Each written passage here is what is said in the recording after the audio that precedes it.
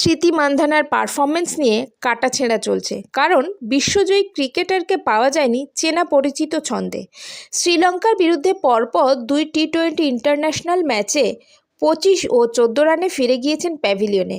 আর তা নিয়েই চলছে ব্যক্তিগত আক্রমণ, যা মেনে নেওয়া যায় না।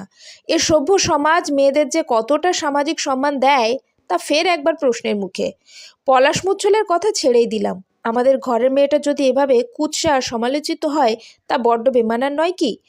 ব্যক্তিগত জীবনের টালমাটাল পরিস্থিতি সামলে কজন মানুষ পারে সমাজের সামনে মাথা উঁচু করে নিজের কাজের জায়গায় ফিরতে?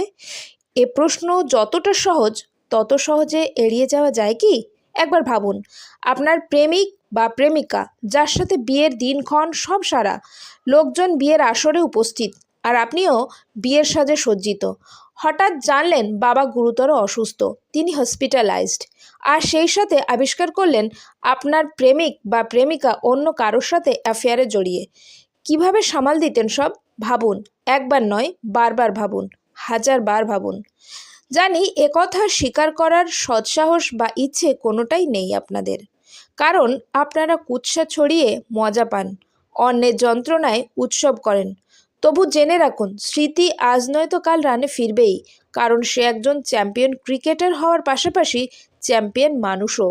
তাই স্মৃতি মান্ধানার বদনাম না করে পারলে তার বাহবা দিন। সহমত থাকলে অবশ্যই কমেন্ট করে পাশে থাকতে ভুলবেন না। আজ এ পর্যন্তই, দেখা হচ্ছে পরের ভিডিওতে। Till then, tata.